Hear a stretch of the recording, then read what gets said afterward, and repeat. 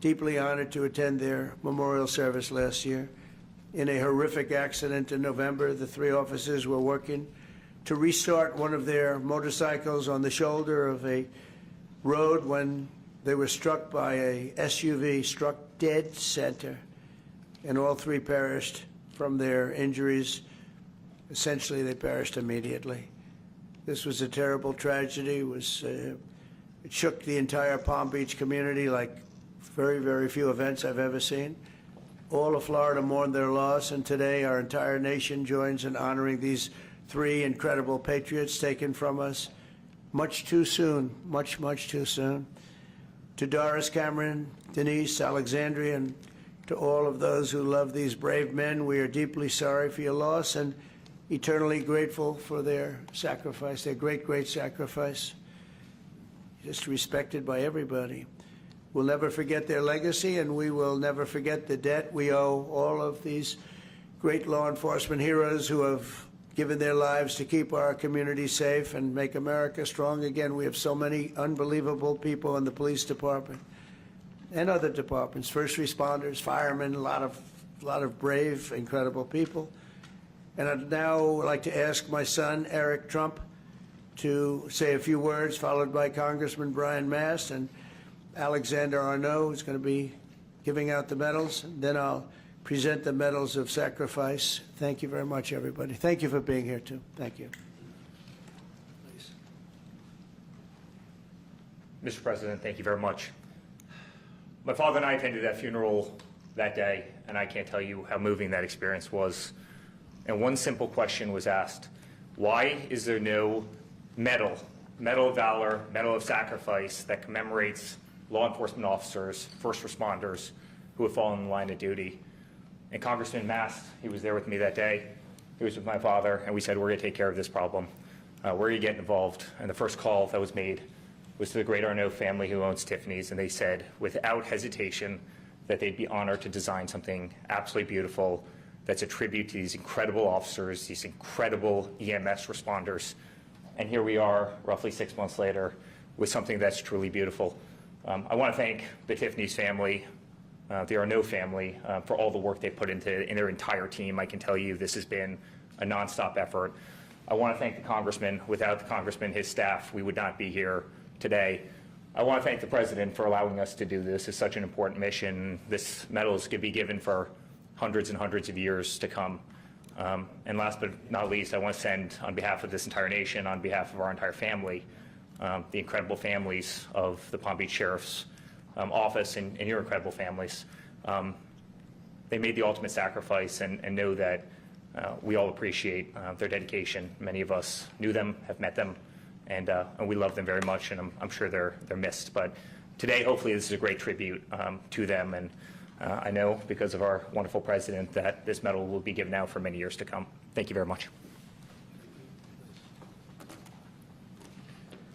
I would just start by thanking all of our law enforcement officers. The job is always dangerous, and you do it still every single day. And I would thank the families, because the job, as you are a reminder of, is often deadly. And I would thank you, Mr. President, because for the first time in our nation's history, you're willing to say to all of our first responders, all of our law enforcement, all of our firefighters, we're going to recognize that sacrifice from the office of the presidency for each and every one of them. And that's never taken place before, that recognition, that it's a job that's always dangerous and often deadly, and there's a debt that can never be repaid, but you're willing to recognize that debt. So thank you, Mr. President, for recognizing the debt. Thank you. Mr. President, Congressman, thank you very much for involving Tiffany in this process. We're very honored to having made these medals. Tiffany is a jeweler, as everyone knows it, but also a maker of American heritage. We were making the Medal of Honor in the 19th and early 20th century, and it's only natural that we followed with this heritage, just as we work on other very important American heirlooms. This medal was made in Providence, Rhode Island, in our largest factory in the U.S., out of silver, plated in 24-karat gold, just like the ceiling of this office, and represents the coat of arms of the United States. Mr. President, thank you very much. Thank you very much. Byron, would you like to say a few words,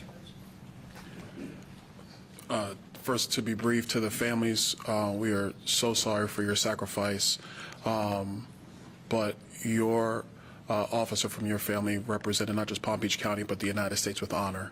Mr. President, thank you for allowing us to go forward. To my colleague, Congressman Mass, thank you for your leadership. We will always honor first responders in the United States of America. Thanks. Okay.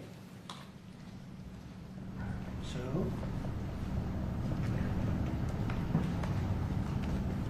you want to help us out with this?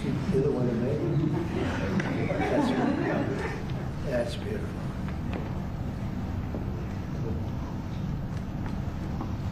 So could we ask the families to step forward, please? Chair, would you like to help us? Please.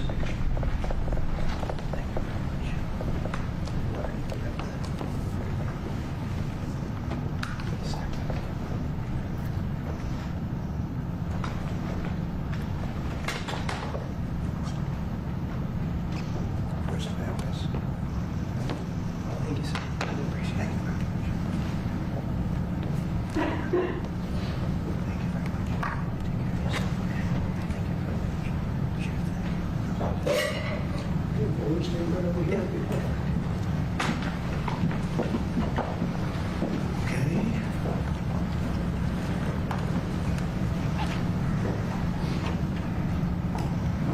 I gotta get the...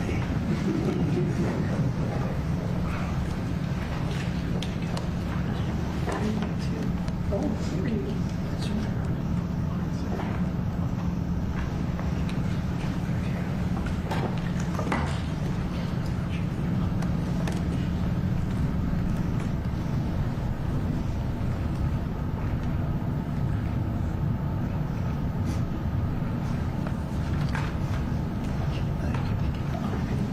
Would you like to say anything? I would like to thank you very much for honoring my husband and his brothers and for what you do for the country. Making this so very special for them and for all the people to come. It's a club you never want to be in, No. but you honor them and it just means the world. Thank you. Thank you for everything. Thank you very much. Appreciate it. Thank you. Would you like to say something about your brother? Do you want me to go over there or here?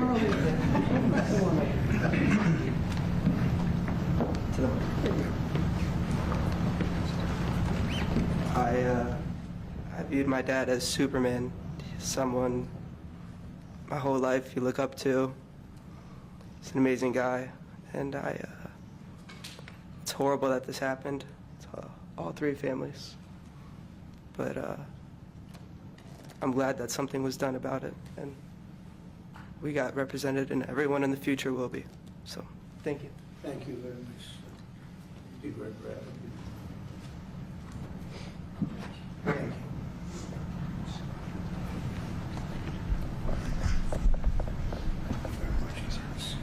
Thank you, Mr. President. Thank you very much. Thank you very much. Thank you very much.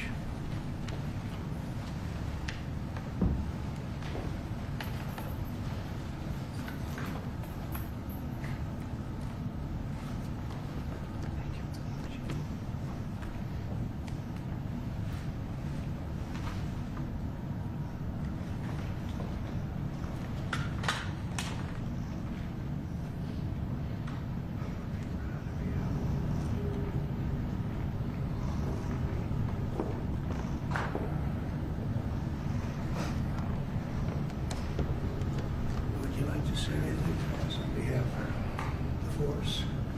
Would you like to say something? It's a very tough thing to do. Would you like to say something? Yes. Mr. President, on behalf of Sheriff Rick Bradshaw and every member of the Palm Beach County Sheriff's Office, we can't thank you enough for taking the lead on this and recognizing the extreme sacrifice of our three brothers. Words really can't express how thankful we are. Thank you very much. And we have a fourth, and we're going to give this to you. hopefully it's maybe never going to be given out. So we'll give it to Sheriff Bradshaw, who's an incredible sheriff. And you've done an amazing job, and we'll have it should something happen. And that's right here, okay? So Yes, sir. Thank you. And I hope it never has to be given out, frankly. Thank you very much. Thank you, Mr. President. Very much. Well, thank you. Do you have any questions for what you just saw? That's so important. I mean, people have talked about it for years. I want to thank Brian Mass for what he's done, Congressman. He's been unbelievable. He's a great representative. And he worked hard. He wanted to do it right, and we wanted to go somehow. We could get him done pretty easily in one way, but we wouldn't get him done by Tiffany. And the fact that the Arnault family stepped up was absolutely incredible. It means more when you get a name like that. I think it means something extra. But these were incredible people, and they're looking down on you right now, and they're very, very proud, very, very proud of all of you. And it's too bad we had to be doing this, but I was there with you that day. That was a rough day. Thank you very much. Would you have any questions? Yeah. Do you have plans to give this award to any other families posthumously who find themselves in the same position as having made this sacrifice, and then after the testimony question about your call today? Having to do from a previous? We're looking at the possibility of that, yeah. You had a lot of people die in the line of duty when you think of it. And we figured it was time to start. We haven't had the situation arise. This was a terrible situation. We haven't had it arise yet, but we're looking at going back a little bit and see what we can do about that, yes. Strongly. Yeah, go ahead. On your call with President Putin today, Yeah. you'd mentioned that the Pope would like to take a role potentially in mediating these talks. Does that mean that the U.S. is taking a step back from... No. I think it would be great to have it at the Vatican. Maybe it would have some extra significance. And I saw that it was discussed yesterday, so I thought, and people told me that they'd be honored to do it. I would imagine they would be. So, no, I think it would be maybe helpful. There's tremendous bitterness, anger, and I think maybe that could help some of that anger. So having it at the Vatican would be, in Rome, would be I think it would be a great idea. Thank you. Mr. President, as you know, can I say- Go ahead. Mr. President, as you know, 2.5 months ago, Ukraine President Zelensky agreed to that 30-day ceasefire that's been on the table all of that time. What was the extent of your conversation with President Putin today about having him agree to that same 30-day ceasefire proposal that you, Mr. President, put on the table? Well, what we've done, and very strongly, is we said, let's get this thing going. You know, I had many of the leaders of European nations on the line with me right after the call, and we have to get that thing solved. 5,000 young people every single week on average. And I've seen satellite pictures. You don't want to see these pictures. We'll have to see what happens. This was not my war. This is not a war that would have happened if I were president. This is not my war. I'm just here to try and help. We've spent hundreds of billions of dollars on this war, and yet that's not, frankly, we made much more than that just in 4 days in the Middle East. It's a lot of money, but we do much. This is about thousands of people dying every single week. 5,000, 6,000 people dying every single week. And just like you have the relatives here, wives and children and everything, you have, these soldiers, they say goodbye in Ukraine and in Russia, and then their parents never see them again, except maybe in pictures of horrible scenes, because I've seen some scenes, I've never seen anything like it. So we're going to see if we can get it taken care of. Yeah, please. First off, our thanks to the members of law enforcement who are here, and our condolences to the families. We're very sorry for your loss. Mr. President, on Ukraine and on your call today that you had with President Putin, you said last week that you thought nothing was going to happen, no advances would be made until you and Putin got together. Do you still feel that way? I think something's going to happen. It's a got very big egos involved, I tell you. Big egos involved, but I think something's going to happen. And if it doesn't, I'd just back away, and they're going to have to keep going. Again, this was a European situation. It should have remained a European situation. Should have remained, but we have, because the past administration felt very strongly that we should be involved, that we got involved much more than Europe did in terms of the money and all of the things that we gave. We gave massive amounts, I think record-setting amounts given to a foreign. There's never been anything like this, both weaponry and money. And Europe gave a lot also, but they didn't give anywhere near what we gave. We gave probably almost 3 times the amount. And it's just a shame. The whole thing is a shame. Did you ask The level of death is just a shame. Yeah? Did you ask President Putin to meet with you About what? about Ukraine? Of course I did. I talked to him about it. I said, when are we going to end this, Vladimir? I've known him for a long time now. I said, when are we going to end this bloodshed, this bloodbath? It's a bloodbath. And I do believe he wants to end it. You know, when I made the call, I told the people last night, I spoke to the heads of the different countries, Germany and Finland. We had Italy, as you know, and UK was on the line today, and a couple of others. And then they were in turn calling everyone. Ursula was there from the European Union. She was terrific. And we spoke for a long time about it.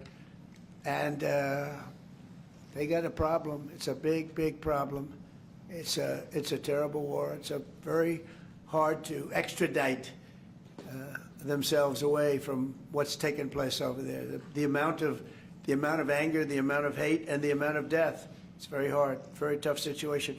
But I said to him, we got to get going. And I did say also, if I thought that you couldn't do it, I'd step away, because what are you going to do? We don't have boots on the ground. We wouldn't have boots on the ground.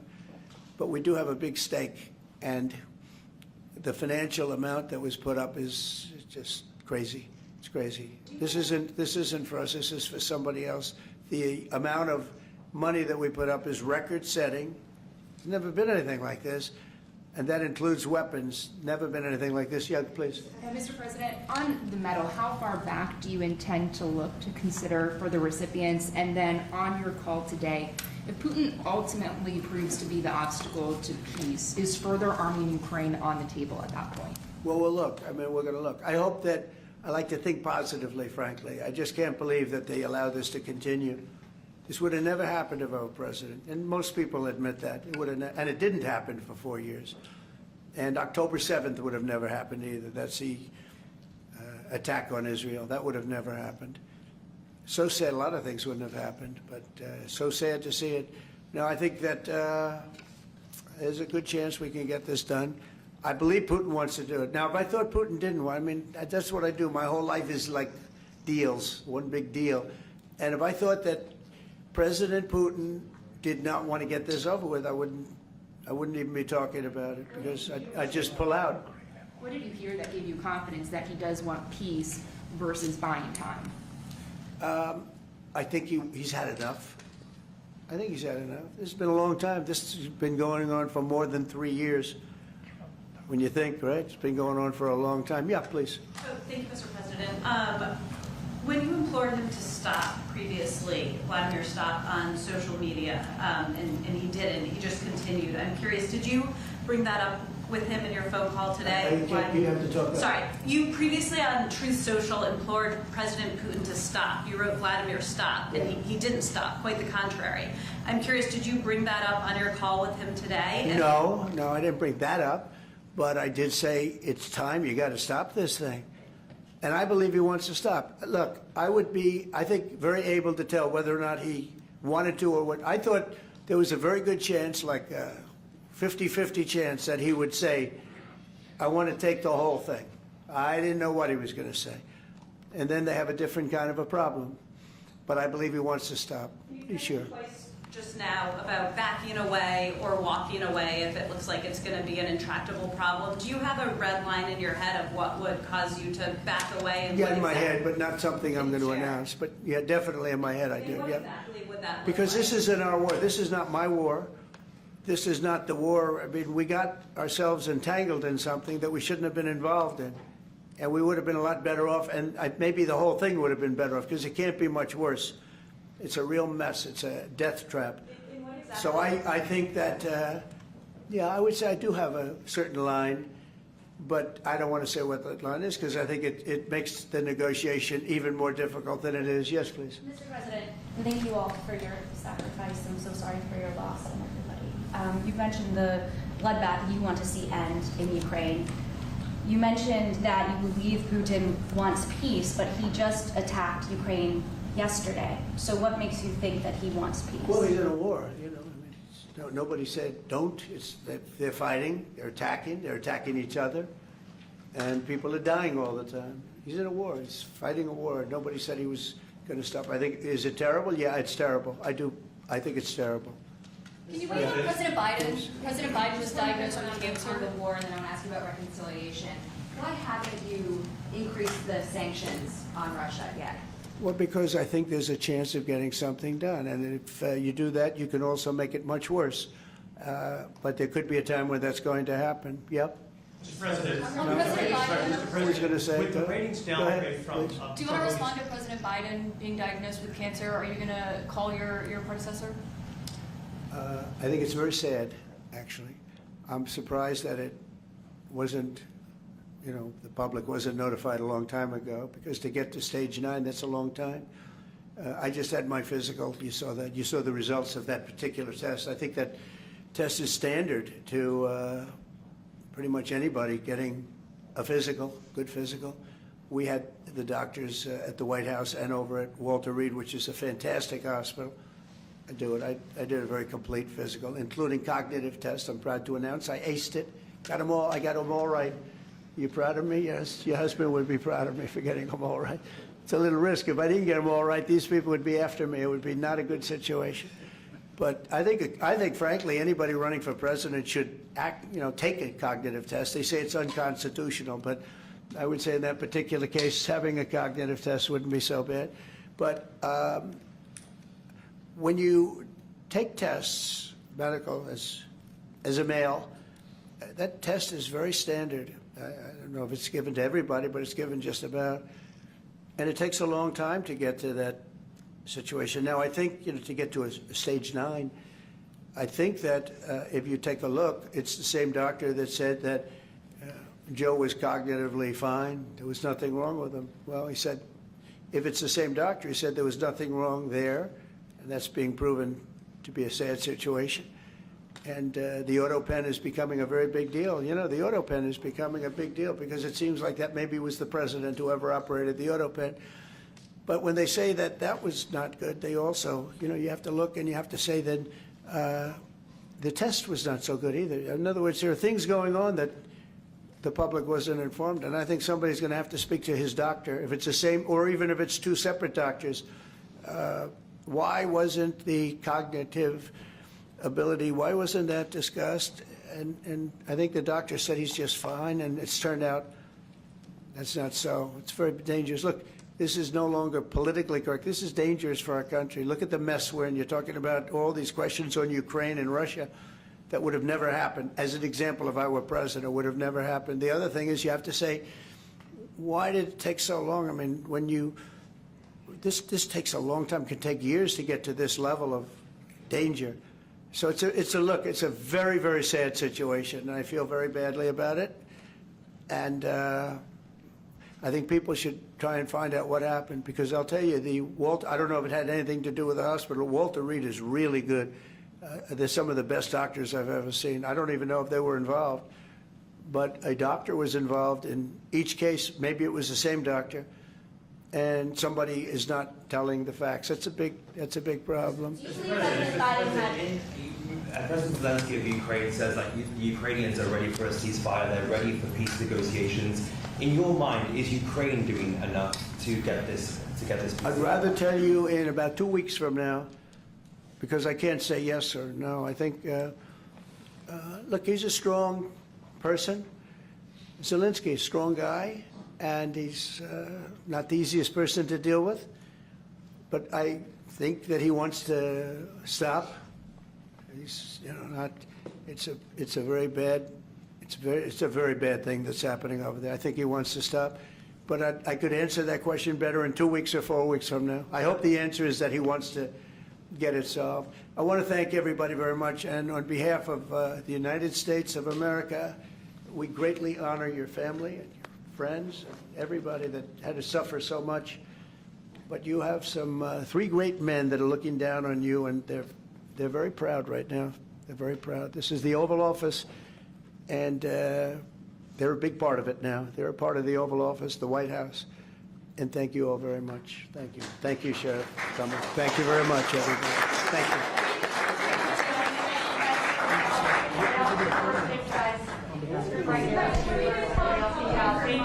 Thank you all. Thanks, guys. Thanks, guys. Head right out this way. Just come forward. Thank you. All right, let's go, guys. Thank you. Mr. President, thanks, guys. Let's head this way. Thank you. Thanks, guys. Thanks, guys. Let's head out.